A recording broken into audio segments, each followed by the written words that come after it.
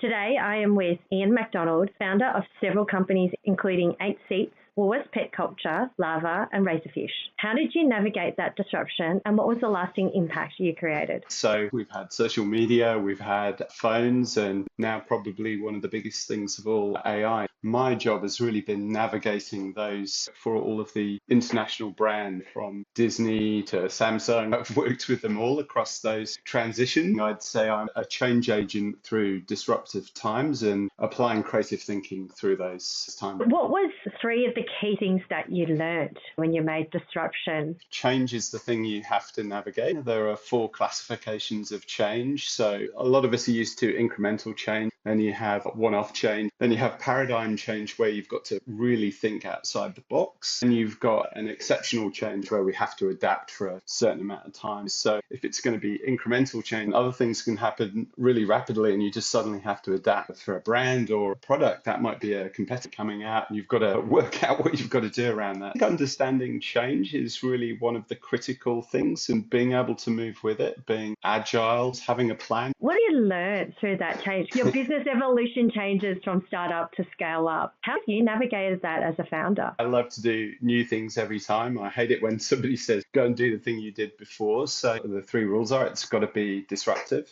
It's got to change something in the environment. It's got to be commercial, and it's got to do good. And for anyone who's looking at starting their own business, the hardest part is having that commercial accountability. What's your advice for someone in that spot who has started a business and they realize I'm not making any money? I think it's about mapping that out really carefully. What can I get back from R&D? What can I get from investors? You lay out the best plans. Being able to pivot really quickly around your financial situation is a must. And it's not just about cash. It's about the strategic investors that can help you along with that journey, connect you to other investors, help you sell your story. I hear a lot of founders where they get in this space where they've got investors on board, but they also feel pulled away from the good that they believe in. How have you found that balance? You don't have to do good on day one, but when you're a person that believes in that, it's knowing that you can get there. I would point out that doing good makes a lot of commercial sense. Businesses with purpose tend to do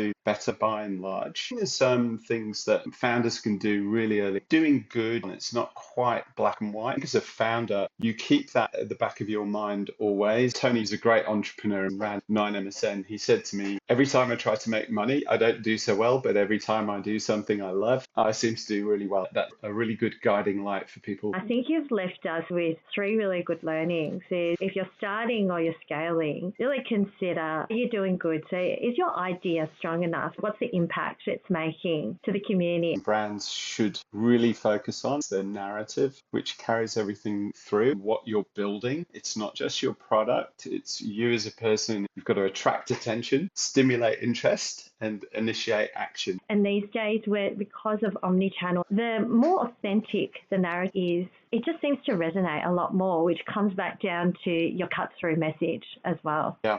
A good product without a brand can fail, and a bad product with a great brand can win.